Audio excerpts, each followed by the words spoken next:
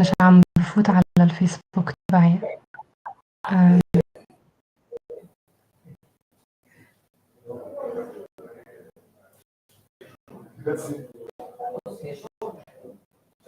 I keep getting this message.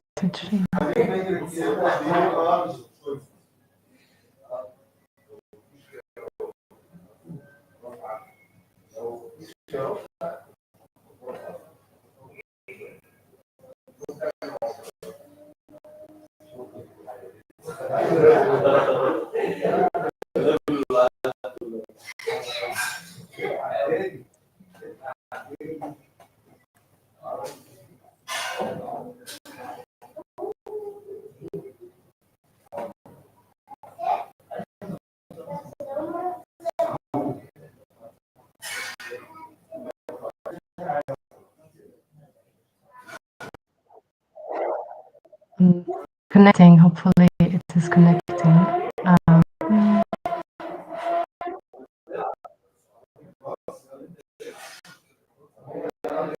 Okay, we're live now. It's working. Hello, everybody. We were having some issues connecting, but hello, everyone, and welcome to our Facebook Live. Some of you may remember Nashwa from her recent session on inclusive assessment, and that talk gave us so many ideas about moving beyond one-size-fits-all tests and creating fair opportunities for every learner. For those of you who are new here, let me quickly introduce Nashwa.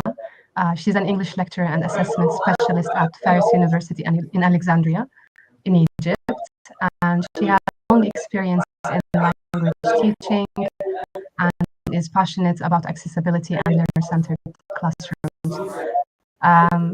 Some experience. Please post in the chat any questions or challenges, and I'll keep an eye on your comments. Nashwa, welcome back, and it's great to have you with us again.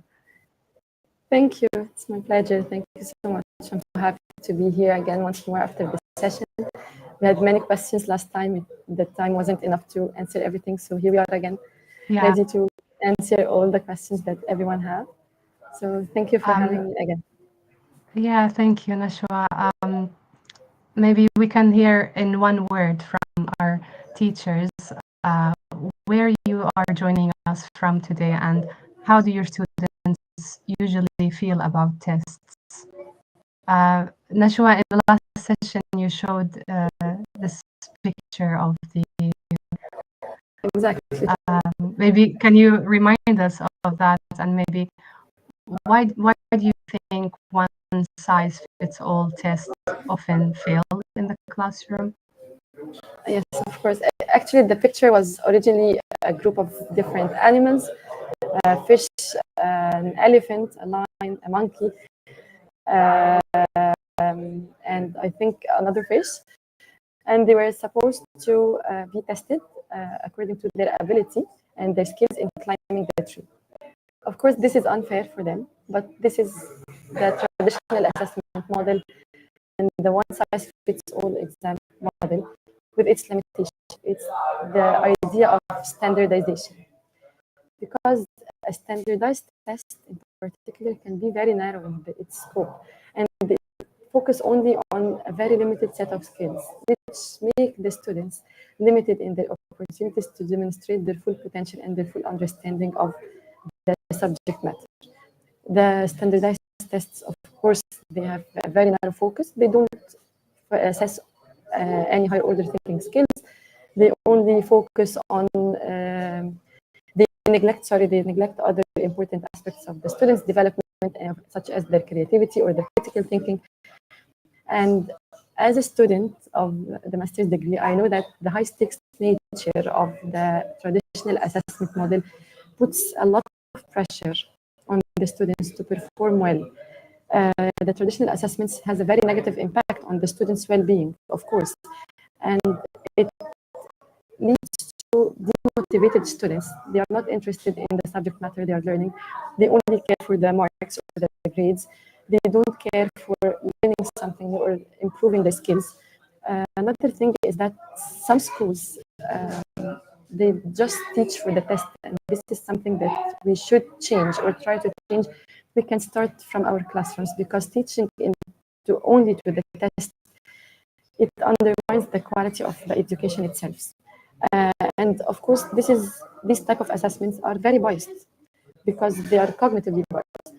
They rely only on memorization and recall, which not accurately reflect the full range of the students' cognitive abilities. So that's why I think asking a fish to climb a tree doesn't do fair to this fish. It will never be able to do it, and at the end of the day, the fish will think that it has a problem, while in reality, the fish doesn't have a problem. The task itself is the problem.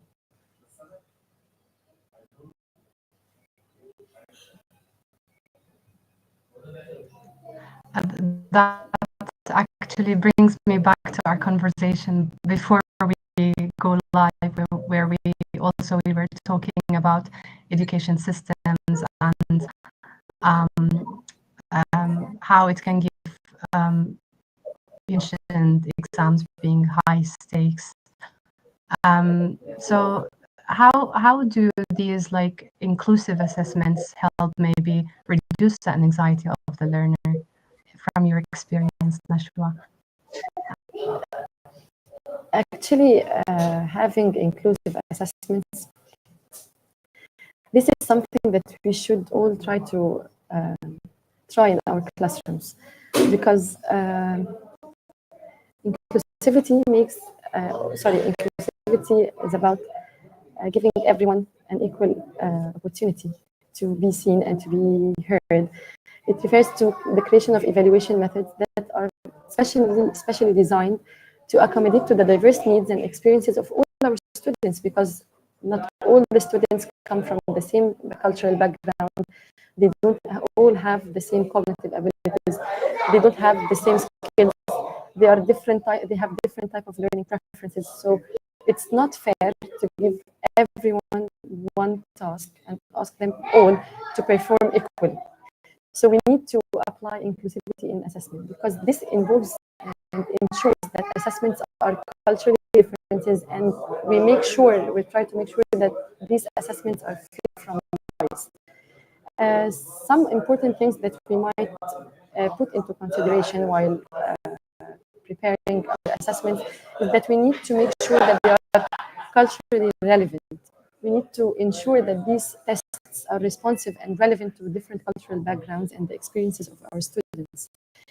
We need to diversify the assessment content itself, use different names, use different contexts and scenarios from different cultures, and we need to avoid the idea of only resorting to tests that accommodate only to dominant cultural backgrounds or learning preferences. We need to check for bias. We need to avoid some references or knowledge that only some students would understand.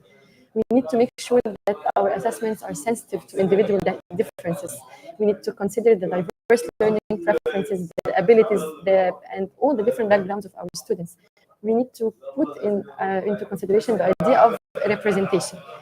This means that we need to ensure that our tests reflect the diverse experiences and the different perspectives of all of our students. So in this case, we need to prioritize the inclusivity in assessment, because when teachers can create a more equitable and supportive learning environment for their students, this gives them the chance to empower their learners and gives them the chance to demonstrate their knowledge and skills regardless of any differences and any cultural backgrounds or abilities. And I think that can be done also like through non-formative assessment. So sometimes we're restricted like in our work of place with formative assessments maybe, but I'm sure there's lots of opportunities with the teacher to experiment with non-formative assessment. So maybe can you define it to us and maybe tell us about some of the techniques used for non-formative assessment? And if you have any questions, please put them in the chat and we'll share her experience. experience with you as well. Okay, we can have some suggestions for the teachers, but sometimes they face time or curriculum constraints. So we can start with low-lift changes. We don't have to change everything at one time. We can just start by turning one existing task into a choice activity. For example, we can allow oral alternatives for written homeworks or for written exams. We can replace one weekly quiz with a 5-minute speaking check at the beginning of the lesson. We can change the purpose of the task itself. We can use one activity for teaching or assessment, and we can use, of course, portfolios. We can have a class debate that serves as a practice. We can have a project-based assessment and a portfolio entry. We can also use peer and self-assessment, which is something very important because this reduces the teacher marking on the one hand, and at the same time, it provides formative data because just providing simple checklists will makes everything easier for the students. We can use different templates and rubrics, of course. As teachers can create a bank of ready-to-use rubrics and templates and reuse this across the different classes and different terms. We can also use project-based assessment, as I said before. Portfolios is something very nice and easy to use for the teacher itself. So we have many different ideas. If you want to go through them one by one, I can give you some ideas for each of them. Maybe Nashwa, if a teacher would like to choose maybe between a project-based kind of approach and more like experimenting with a portfolio, which one do you think can go easier or more like easier to prepare and implement? Okay, both of them are easy. Both of them can go together. It's okay. So, for example, we can have a performance-based assessment and include it in a portfolio for the students. We can mix and match between both types of assessments. For a performance-based assessment, for example, we can have role plays, we can have presentations, we can have storytelling and recitation. Students can act out ordering food at a restaurant, or they can ask the teacher can ask students to act out going for shopping or a job interview. They can prepare short talks on a specific topic that they studied in class. And of course, for example, if we have different levels of students, my favorite holiday would be easy for lower levels, but the impact of AI on communication would be more suitable for higher level students. So we can have both. We can collect these data from the performance-based assessments and include them in a portfolio.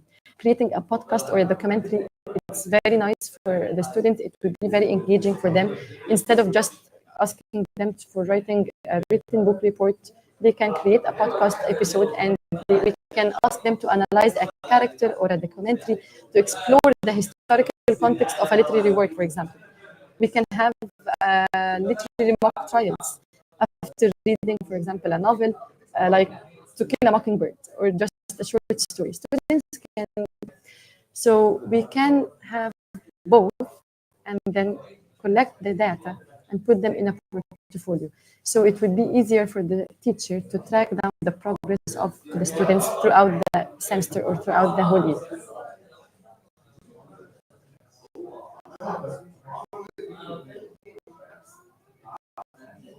Thank you, Nashwa.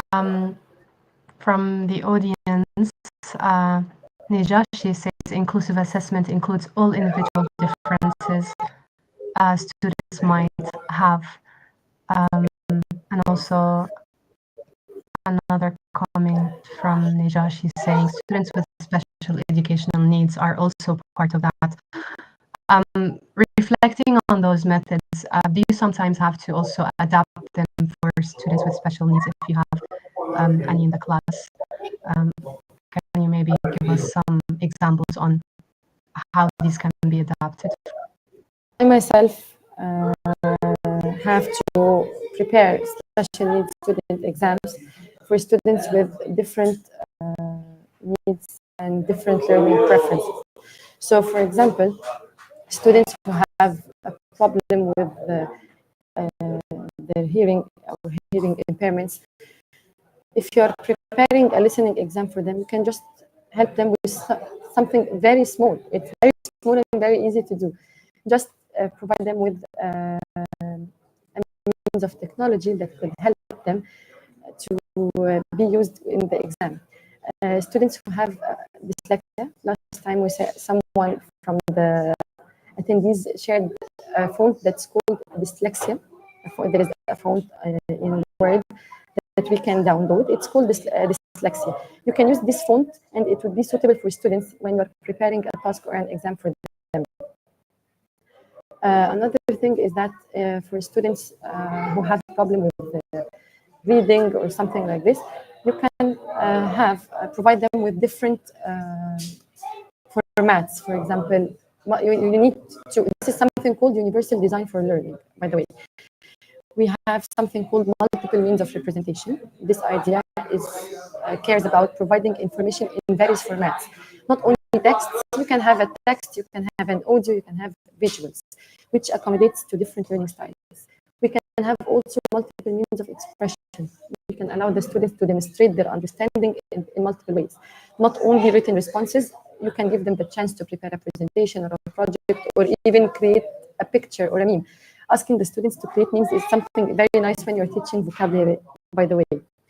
We have something else. You need to give them the chance to use technology, assistive technology, to help them when they are doing their tests. Sometimes when I'm preparing exams in my university, I have to change the problem with WH questions or with the long answer questions. So I changed for the type of questions itself to multiple choices. You can change the type of question according to their different learning preferences or to match their abilities. We can just print something very simple. We can just print the exam itself on an A4 paper, because some students have a problem. They are not dyslexic, but they have a problem with smaller fonts or an A4 paper. So you can just print out the exam on an A3 paper, giving them the chance to be tested with different formats, like not only written tests. Ask them to do a role play, to participate in a game, ask them to prepare a real life scenario. This increases their motivation and make them feel involved, and they will be much more engaged. And when they are engaged and motivated, you will help them to reach higher levels, of course, of understanding in the subject matter itself. Thank you, Nashwa, and lots of great ideas there, like a podcast. Also, I like the idea of also using memes. So drawing from the learner as a resource. That's, I think, a great thing to keep in mind. There's a question here from Omar around Yes. Differentiated formative assessment. Yeah, he's basically saying that the objective of formative assessment is to shape the creativity and strategies used by the teacher for the non-formative one. And also another question here from we can answer that and then come back to this question about the relationship between differentiated instruction and inclusive assessment. Sure. When we implement differentiated assessment, sometimes students think that it's unfair, but we can balance fairness with the differentiation itself. So the first thing is the core idea itself. The core idea, fairness is not the same as sameness. Fairness means equitable access to the same learning outcome. So different tasks can be aligned to the same success criteria. So you can communicate this with your students. First thing, you can explain the rationale behind the differentiated assessments. Explain the rationale to your students. Show them that how different tasks map to the same objective. Then you can co-create success criteria with rubrics with your learners so they can understand the expectations. Show them some exemplars of each task type of different bands. For example, give them bronze, silver, and gold for the students to see parity. You can concentrate also on classroom strategy. Set a clear learning outcome, for example, using the past tense correctly in the narratives, and then offer 3 different task options. Demonstrate the outcome. For example, a written story, a recorded oral story, or making a comic strip with captions. Then you can use a single rubric that evaluates the same dimension, which is the grammar accuracy, the coherence, the vocabulary, and the complexity. And then you can address the grade weighting concerns. If formative tasks count toward the final grade, ensure that the simplified tasks are scaffolded, not easier outcomes. So in this case, you might need to give the same percentage, but include stretch criteria for higher bands. And you can allow compensation via optional extension tasks for students who choose simpler routes, because you will have some students who will try to always choose the simple task. And then you can have a class discussion script, for example. Tell them that fairness means that everyone can demonstrate the same learning goal in ways that work for each of them. And tell them that we will use the same rubric so that everyone is graded against the same standard. Students will choose easy options to game the system. In this case, require choice and justification and reflect on difficulty. And if there is resentment among the peers, rotate options over the time and encourage the mixed ability groups to work together to share their strengths.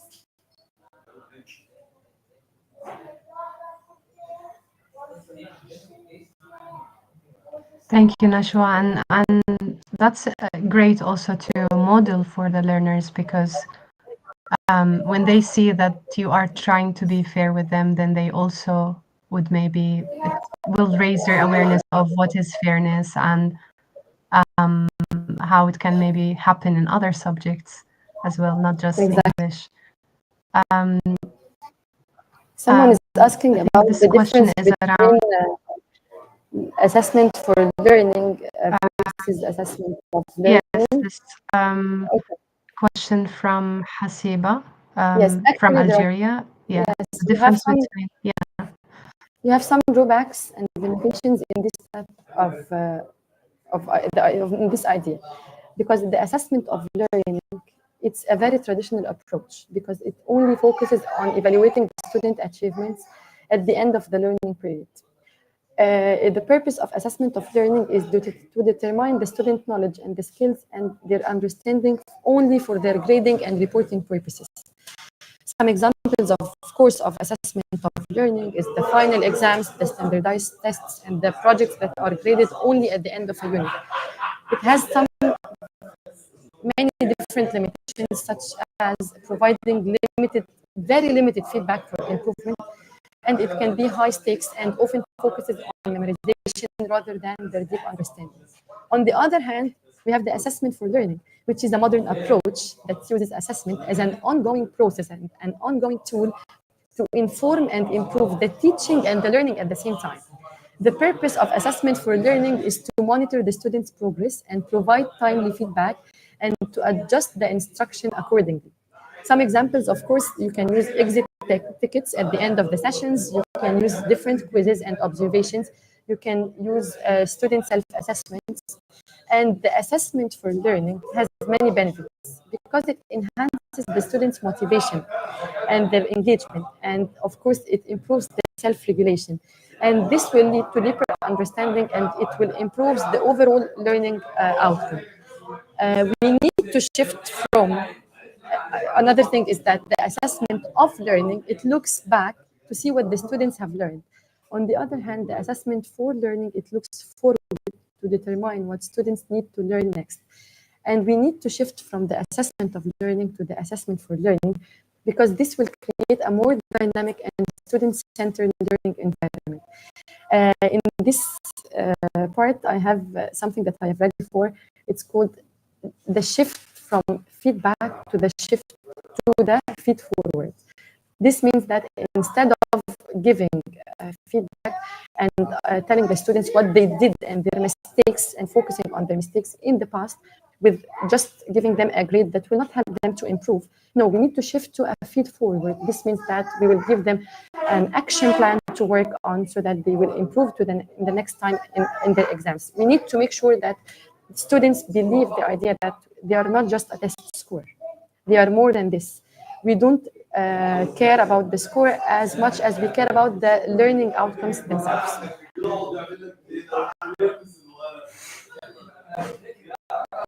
Yeah, thank you, Nashwa. That's a brilliant answer, and you drew the distinction very clearly. I think there's another question from Umar asking about, although we answered your question, Omar, but here he's coming again to inquire about self-assessment. Maybe how often do you have students self-assess themselves, or maybe check in pairs, and how do you draw this criteria with the students? Okay. Self-assessment, it could be, we can change it into a routine. Ask your students to always try to self-assess and self-reflect. We as teachers have to always have a self-reflection after each session that we teach. We need to have a self-reflection between us as the teacher and what we have done to know and to avoid the mistakes that we have gone through and so on, and to improve from our teaching style. So self-assessment should be an ongoing process. It should be a routine. They should self-assess themselves after each session or after each exam, at the end of the unit, at the end of the week, whenever they have a midterm quiz, or they were after a project that they were working on. Self-assessment is not a problem because students will not be shy to assess themselves. The problem would be when students are shy or embarrassed to tell the truth in the peer assessment. In this case, you can have a training at the beginning of your teaching, or at the beginning of the unit, at the beginning of the semester. You need to spend some time to model how to give feedback. You can always say phrases like, I like this because this, or one suggestion is that, or you can tell them it could be clearer if you have done that, and so on. So train them first and spend some time to model how to give feedback. And then you can use some structured methods, for example, a checklist or a rubric. You can give them a tick boxes, for example, for pronunciation or vocabulary and content and so on. It's easier and less personal for the students. You can also use 2 stars and a wish. In this method, students will write 2 positive things that their colleague have done and add 1 suggestion. Something very, very easy and nice at the same time. It will avoid the embarrassment and the shyness. It is that you can ask them to give an anonymous written feedback. You can ask your students to write comments for their peers and write them in an anonymous way, and you as a teacher will, if you can use, for example, a Google document, they can write their comments without writing their names, or they can give you their comments and you anonymize them before sharing the comments for the peers. You can also use low stakes practices. You can start with teacher-led feedback and then gradually move to peer feedback in small trusted groups.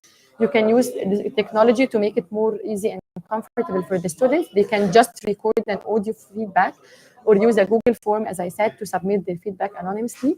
You can scaffold for sensitive students, offer alternative routes, and resort more for self-assessment and teacher feedback first, and then for small group small group of peer reviews, you can start with only a student or 2, and then make it in bigger groups. You can have a classroom routine, show examples and highlight the features, and then you can ask the students to practice giving feedback using a rubric on a sample that you provide them, and then you can you can ask them to practice in pairs and then to swap roles, and then you can move to real tasks when you feel that the students are more comfortable. Another thing is that you need to make sure that you manage the honesty versus the kindness. So in this area, you need to teach helpful criticism language and the goal of improvement. and then normalize constructive critique. This is something that we need to accept. So you can also surface the praise only, require at least one improvement comment. And as for the bullying or the harsh comments, you need to intervene and use your teacher moderation and restore the norms to make sure that everyone feels accepted and everyone don't have a problem with giving or accepting the feedback from their peers. Brilliant. Thank you so much, Nashwa. And that makes me think, do you think maybe for teachers, do these techniques or adding more thinking around inclusivity, does it add more burden for the teacher in terms of planning the lesson or making it differentiated for different learners? And also, do you have maybe students who ask you that this is maybe not fair, that you're evaluating everyone based on a different kind of criteria or task? Yeah, how do you maybe handle those things? Okay, as for the students asking, is it fair or no, we need to highlight the fact that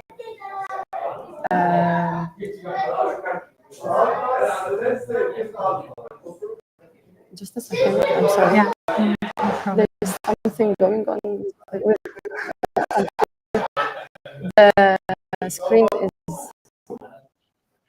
Oh, we can see you.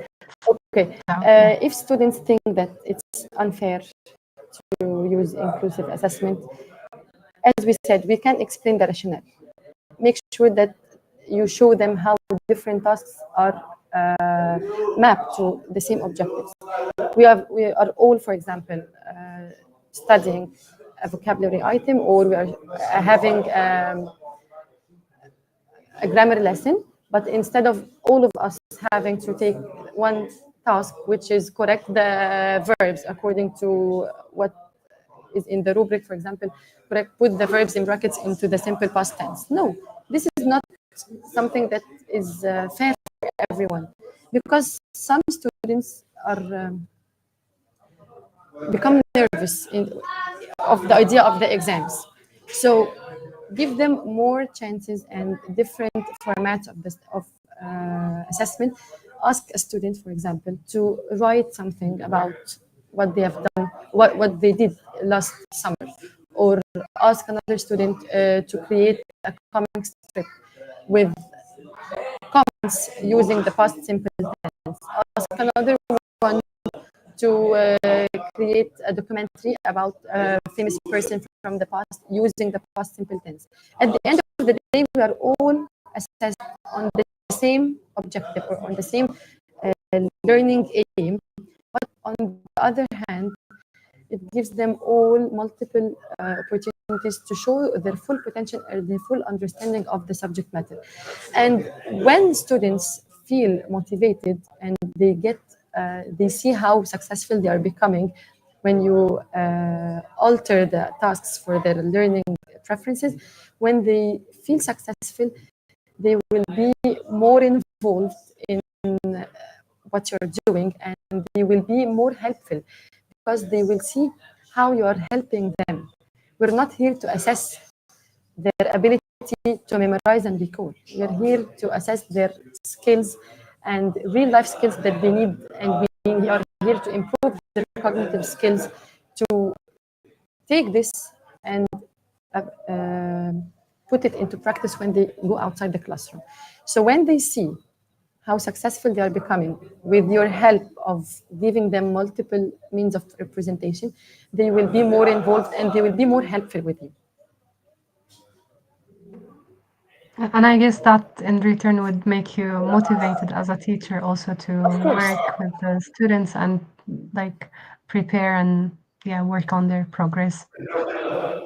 There's an just question from Zainab around is it no owing sorry, I can't fit so around weaker students who can't perform assessment. Are there any like techniques? Maybe sometimes I think we focus on Yes, yes, the yes, most performing in the class, but we neglect the weaker students. So how do you deal with that? exactly. Okay. It's not about the weaker students, it's about the stronger students that do all the work. So we need to design for individual responsibility. We need to assign clear roles. For example, we need, they are working on a project, so assign a researcher, a writer, a presenter, an editor, and a designer.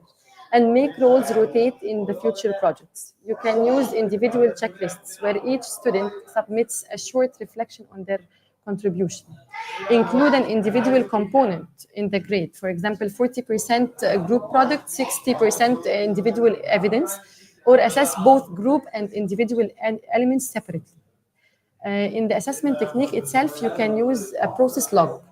Each student keeps a log, 1 or 2 lines for every lesson of what they did, and then you spot the checks. You can also have a peer rating, structure peer evaluation with a rubric of contribution, teamwork, reliability, and then combine them with your judgment as a teacher. You can also give mini individual tasks, such as short quizzes or short presentations to verify individual learning. Another thing is the group information strategies. When you are forming a group, mix the abilities, but consider the two ability pairs within the group so that a strong student mentors a peer rather than doing all the work. And then use a teacher assigned group to clarify expectations. You can also use classroom scripts. You can teach negotiation skills. If someone does more work, we will rotate roles next time. Build social contracts at the project start. For stronger students that resent doing extra work, share the rubrics that reward distribution of effort and publicly acknowledge the equity. For free riders, like the students who are a little bit behind, apply peer evaluation with the consequences of adjusted individual marks, for example. Thank you, Nashwa. And that answers as well Manal's question around how can you assess different levels in the same place. Um, I guess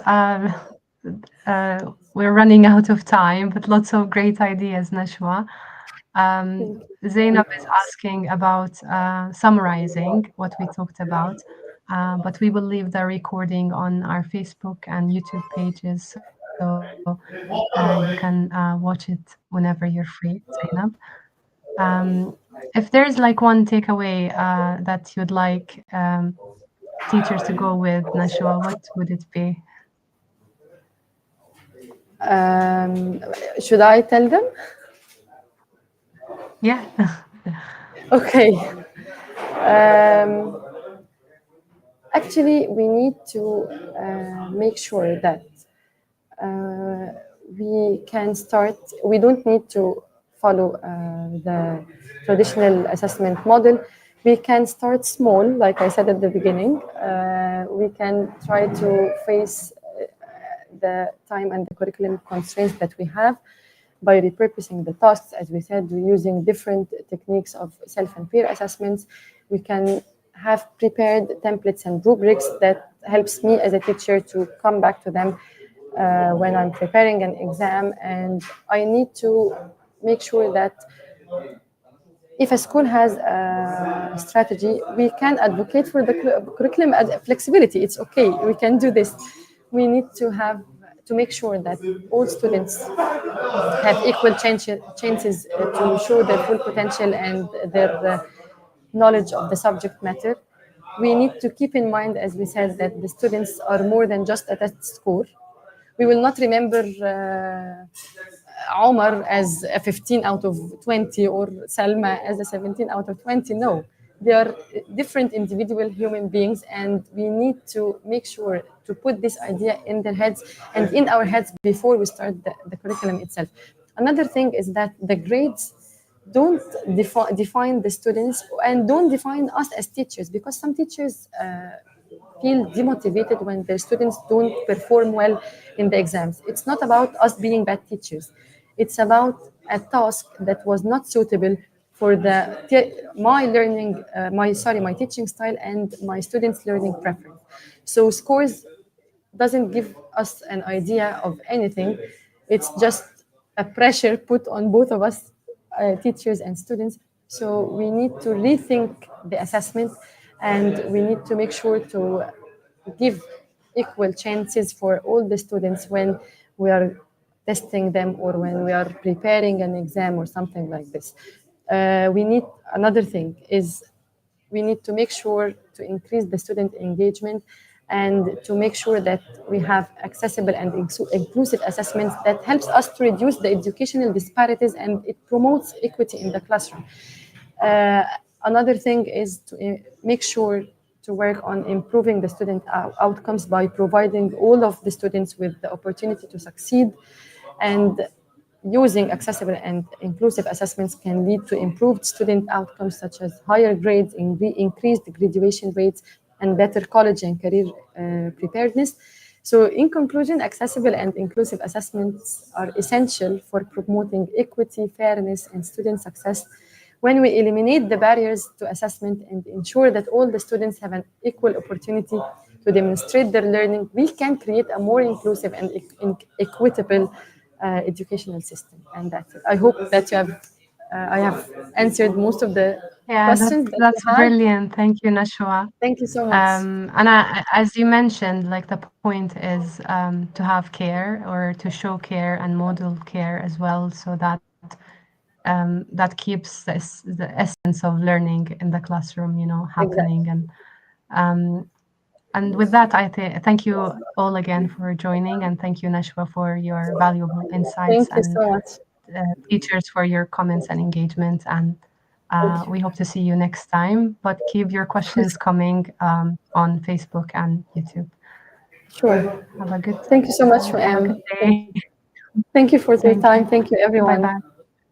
Bye.